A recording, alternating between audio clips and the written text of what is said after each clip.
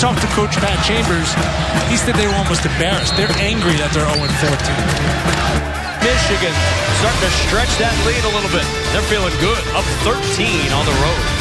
Newbill.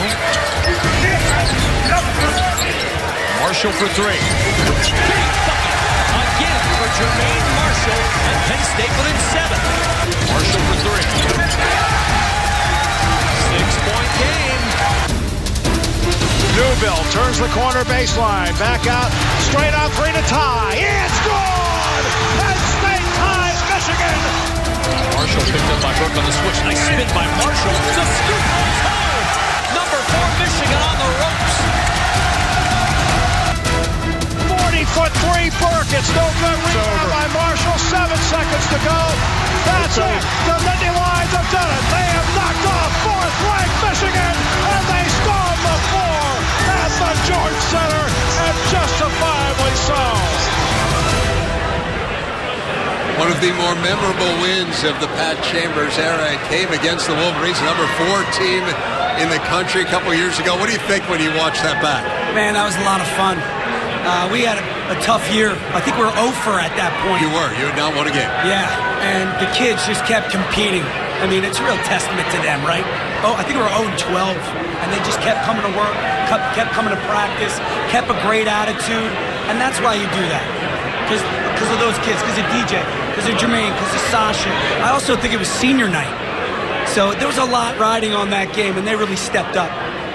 Dave, I got to stop him right here because, yes, you said it's a testament to the kids, but, Pat, you know full well, you epitomize toughness. You epitomize the stick-to-itiveness, and that's a made-up word, but I think it works in this case. Your teams play tough because that's what you're all about. And I think we've got to credit you for that. And your teams will fight, and it's something we hear around the league, and I like to be able to say this on air. Coaches don't say, I like Pat Chambers and what he's doing at Penn State. They say, I respect Pat Chambers and what he's doing because they know what you're going to get when you play Penn State. It's going to be a fight. Win or lose, it's going to be a fight. Yeah, I mean, again, it's the right kids. The staff does a good job. They're not going to compete if they don't come in and work hard and have the right attitude and the right approach with the right intent. Hopefully we're pushing the right buttons. I appreciate the compliment, but we have to keep working. We have to trust this process. These kids have to believe that we're doing everything and they're doing everything to put a competitive team out there that's going to give them a chance for success. What does it mean to Penn State to be a part of this first Super Saturday tomorrow at the Garden? Is this not awesome? Look at this. Is this not awesome?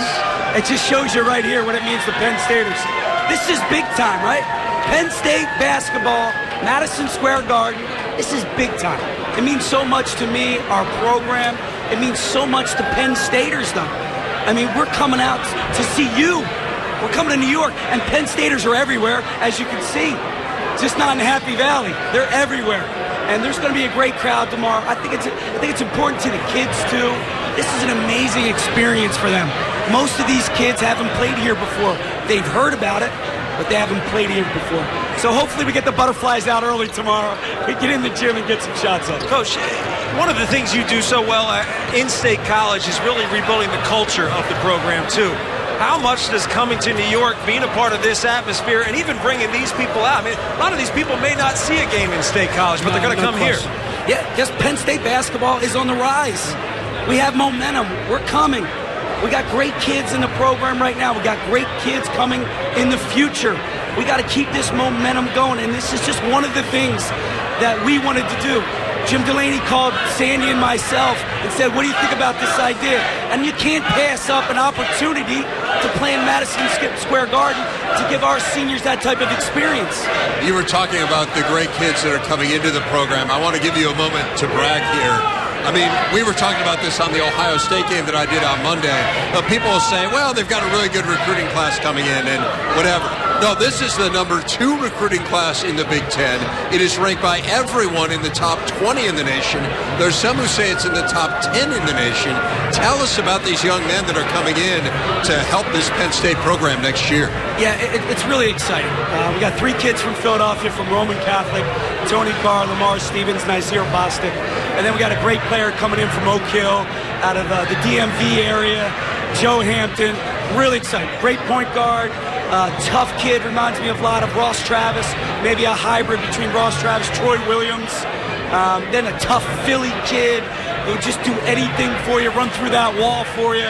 And then Joe Hampton's a stretch four, a pick and pop guy who can put it on the deck and do so many things for you. We have Mike Watkins sitting out. We have a transfer, Terrence Samuels, who won a championship with UConn 2 years ago, sitting out. So it's going to be a totally new Penn State, totally new team next year. Yeah, Coach, I want to talk about that because the style could change a lot next year. I mean, even Julian Moore, a guy who's gotten better and better. His energy's gotten up. Mike Watkins, who you've said every time I'm there, you're like, this kid dominates in practice, but he can't play. You got Shep Garner coming back, and you're going to have Shep Garner coming back, but playing with a lot of weapons. Josh Reeves, talk about what the dynamic of this team might look like next year. Yeah, we're going to be completely different. I mean, I don't want to look into the crystal ball yet because I need to focus on this team. These 4 seniors deserve my attention, my detail, everything that I can bring to make this last 2 months as successful as possible.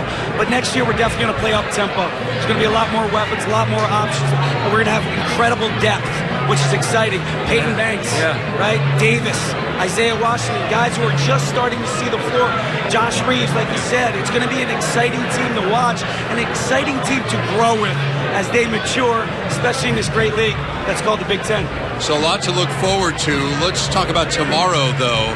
Michigan, we were talking about a little while ago, I mean, obviously they had their way with you when you guys played the first time in Ann Arbor. What do you do differently here? How can you change the result tomorrow? Yeah, you know what? It was such a valuable lesson, I'll say. First, we really got punched in the mouth and never responded, which is unlike our teams. They usually respond, they usually punch back. And I think sometimes when you're missing shots, kind of like Ohio State, thought we had good shots. They just didn't go in, and it's going to happen. I heard Chris Collins say that last night. It's the same thing. It deflates these kids today. Somehow we got to make some shots and keep the energy high. They're going to shoot 33s. Put it in the books. That's what they do. Now, can you just keep them to 10? Because they're going to make 10. We already know that, but don't let that deflate you. For me, it's more about us. We have to take the next step in this process. We got to continue to get better. We got to continue to show fight and show up and try to make this a one-possession game and forget the past. Now, when you scout a team like Michigan, obviously they can space the floor. They've got a balance that not a lot of teams in this conference have with multiple three-point shooters. Do you look at mixing things up in terms of zone, man-to-man? How do you really keep them out of rhythm? You know what? I thought Rutgers did a pretty good job. They slowed them down a little bit, and I think what Eddie did was just like, hey, this is what we're doing. We're going to play man-to-man. I'm not going to get caught up in how many shooters you have on the floor or what you do off a ball screen. We're just going to play basketball. And I think if I can teach my team that, which I've tried to do over the last few days, just worry about us. Do what we do really well and not worry about them. They're going to try to play Michigan basketball. We're going to try to play Penn State basketball, and hopefully that's good enough. I had your game on Monday night as we were talking about it. Shep Garner rolled his ankle really early on there and was not himself in that game. I just felt like he had no burst. Where is he now in terms of physically ready to go tomorrow? It's going to be a game-time decision. He struggled. He hasn't practiced. It was really swollen. It was really big. And if I would have known that the ankle was that size, I probably wouldn't have played him in the second half. And we're going to learn from that. I'm going to learn from that. No matter how bad I want to win the game, and how bad he wants to show me he's tough, right? Because he's a Philly kid, or Chester. Let me say Chester. Bo Ryan will be happy about that. He'll be happy about that. He showed some toughness, right? But in reality, it's about the rest of the season, not just that second half. So he battled through. The other one was Peyton Banks, really struggling with the lower back injury. I'm hoping to have those guys tomorrow, but we'll find out and see where they are. They haven't practiced much this week. Head coach of the Nittany Lions, Pat Chambers. Coach, always appreciate your time. Thanks so much. Great to see you guys. Let's send it on over to Rick.